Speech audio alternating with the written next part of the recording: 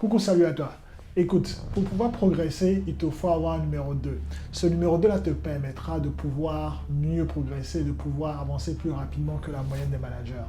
Mais est-ce que toi, tu étais parmi ces managers-là qui ont peur que ce numéro 2 là puisse prendre leur place? Et c'est de ça que nous parlons aujourd'hui après le générique.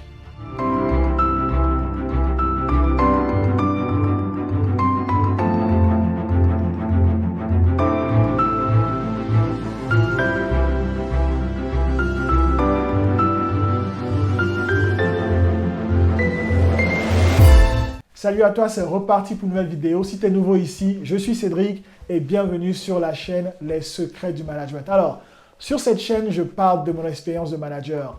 J'ai des nouveaux managers à pouvoir avoir des conseils concrets de la pratique qui leur permettraient de bien commencer leur carrière de manager. Car en tant que nouveau manager, j'ai eu d'énormes difficultés à avoir du concret, des conseils qui allaient me permettre de ne pas avoir peur, de prendre confiance en moi dans mes débuts, mais que je ne trouvais pas. Plus tard dans ma carrière, lorsque j'ai coaché de nouveaux managers, ils ont eu aussi ces mêmes difficultés. Alors à travers cette chaîne, j'aimerais aider les nouveaux managers à pouvoir bien commencer leur carrière et à avoir du concret afin d'avoir un bon début de management. Alors si c'est une thématique qui t'intéresse, je t'invite à t'abonner et à activer la cloche pour ne manquer aucune vidéo comme celle-ci. Lors de ma dernière vidéo, j'ai proposé comme ça aux nouveaux managers d'avoir un numéro 2.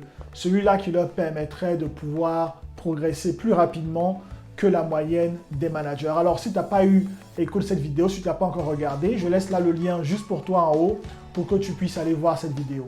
Des questions m'ont été posées en privé, des questions selon lesquelles des nouveaux managers me demandaient mais et si le numéro 2 était une espèce de danger pour leur poste? Et si ce numéro 2 là voulait comme ça prendre leur poste? Est-ce que le numéro 2 ne serait pas au contraire une espèce de poison?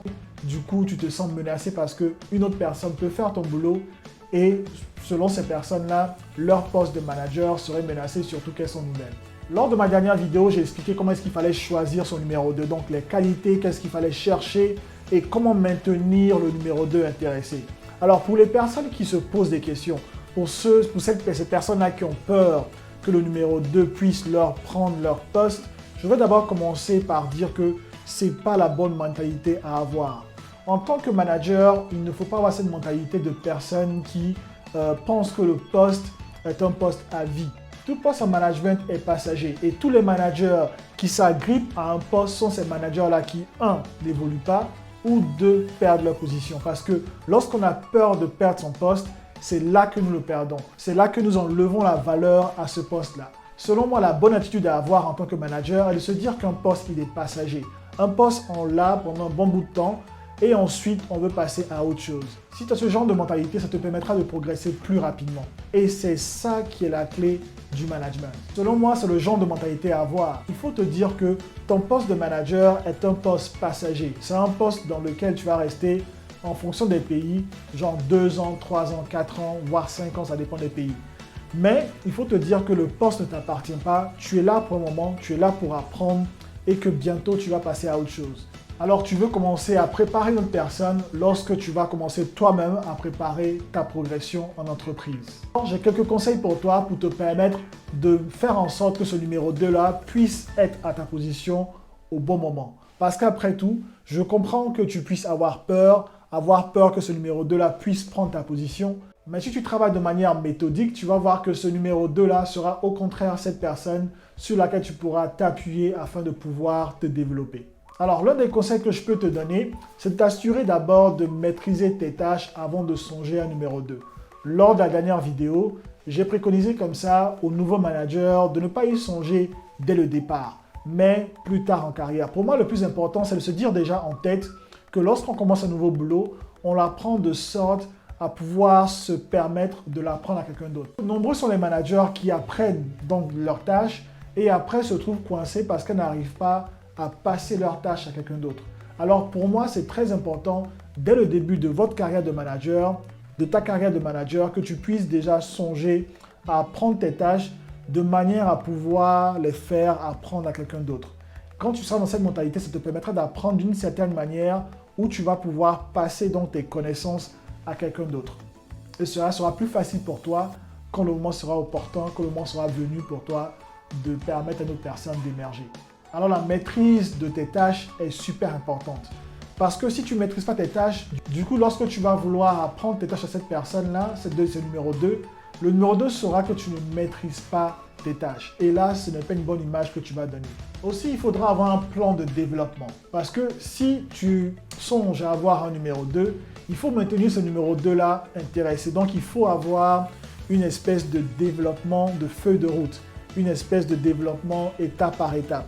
Parce que si tu donnes tout ton savoir tout d'un coup à ce numéro 2, bien évidemment, il sera désintéressé et se dira de lui-même qu'il connaît tout et qu'il sait tout ce que tu sais faire et du coup, il peut prendre ta position. Et aussi, comme je disais en vidéo, la mentalité est très importante. L'état d'esprit est super important lorsqu'on est manager. Maintenant, tu n'es plus un simple employé, il faut commencer à penser comme un manager. Il faut que tu puisses avoir en tête l'esprit de progression. Tu n'as pas envie de stagner, tu n'as pas envie de rester à ton poste pendant 3, 4, 5, 6, voire 10 ans. Tu as envie de progresser chaque 2 ans, chaque 3 ans, tu as envie d'apprendre quelque chose de nouveau. Alors, pour moi, le fait de se dire qu'une personne va prendre sa position, c'est comme si tu disais comme ça que tu voulais rester dans ta position, que tu as peur qu'une personne puisse prendre cette position-là. Moi, je te préconise d'être dans une mentalité de progression, te dire que dans 2 ans, je vise tel poste. Dans 3 ans, je vise tel poste. Du coup, le poste que tu as pour toi est juste une étape à laquelle tu passes afin de pouvoir aller à l'étape suivante.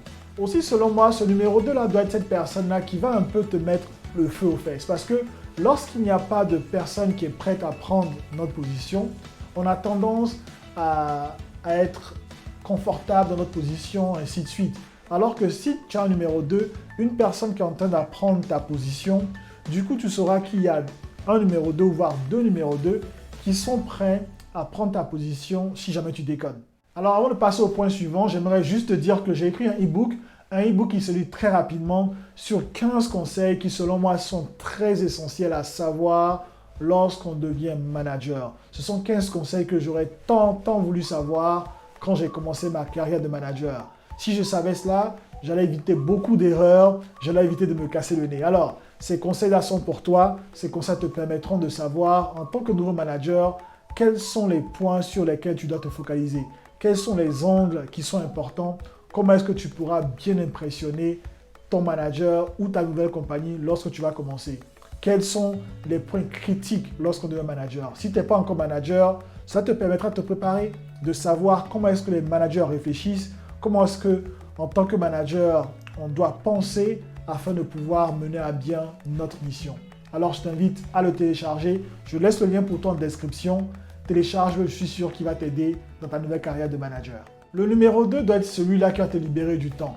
Il ne s'agit pas là d'avoir un numéro 2, de passer les tâches pour que toi tu puisses avoir plus de temps pour te reposer. Non, utilise le numéro 2 pour faire tes tâches, pour que toi tu puisses avoir du temps pour apprendre les habilités, les capacités, les compétences de ton boss. Car c'est de ça qu'il s'agit.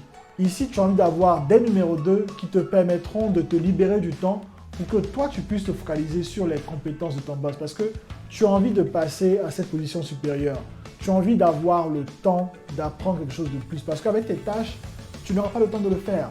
Et la meilleure manière d'avoir le temps d'apprendre de nouvelles compétences, ce serait de te libérer du temps. Ce temps-là, tu peux le libérer en passant tes tâches à tes numéros 2. Aussi, l'autre conseil que j'ai pour toi, tu as envie de garder du savoir pour toi-même parce qu'après tout, il faut te rendre indispensable à la compagnie.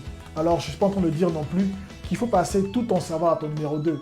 Donne-lui le savoir nécessaire de sorte que lorsque toi tu es prêt à te développer, il puisse pouvoir être prêt à prendre ta position. Mais je suis sûr que lorsque tu seras promu, on te donnera du temps à pouvoir apprendre tes tâches à une personne qui va donc prendre ta position. Durant ce temps-là, tu pourras maintenant passer tout le reste de ton savoir. Parce qu'il ne s'agit pas là de donner tout d'un coup tout ton savoir. Hein, c'est pas le but. Le but, c'est de préparer cette personne-là à pouvoir ne serait-ce qu'avoir 60% de ce dont elle a besoin, 70% de ce dont elle a besoin pour pouvoir passer au poste. Mais ensuite, lorsque tu auras ta promotion, tu pourras passer donc le reste de tes connaissances pour que cette personne-là puisse mener à bien la mission. Alors pour finir cette vidéo, moi je voudrais être très franc avec toi parce que durant mon expérience de manager, j'ai écouté beaucoup d'autres personnes qui se plaignaient, comme c'était le cas dans les questions qui m'étaient posées de savoir est-ce que le numéro 2 cette personne-là qui est un danger pour sa position? Est-ce que le numéro 2 n'est pas un cadeau empoisonné? Ce n'est pas cette personne-là qui va au contraire menacer le poste? Les personnes qui ont peur qu'un numéro 2 puisse prendre la position, c'est qu'au fait, si le numéro 2 prend ta position, ce n'est pas de la faute du numéro 2. C'est pas que le numéro 2, c'est normal que le numéro 2 puisse vouloir prendre ta position parce que ce numéro 2-là, cette personne a envie d'évoluer. Qui n'a pas envie d'évoluer? Alors, si le numéro 2 prend ta position, c'est certainement parce que toi, tu n'as pas été prêt à progresser. C'est parce que tu t'es endormi. C'est parce que tu n'as pas eu cette envie d'évoluer que la personne là, a pris ta place. Alors, selon moi, si tu progresses, si tu as la mentalité de quelqu'un qui progresse, si tu as la mentalité de quelqu'un qui veut évoluer, le numéro 2 ne va pas prendre ta position. C'est bien au contraire, toi qui veux évoluer et laisser la place à ce numéro 2-là de prendre ta position pour que toi tu puisses avancer. Alors, au lieu d'avoir peur de ton numéro 2, songe plutôt à prendre les compétences de ton boss, songe plutôt à progresser et à préparer ta prochaine position supérieure. Là, tu t'occuperas moins, tu auras moins peur de ce qu'une personne puisse prendre ta position. Alors, c'est sur ça que je vais finir aujourd'hui. Si tu as aimé la vidéo, laisse-moi un like pour m'encourager et on se dit à la prochaine vidéo. Allez, ciao!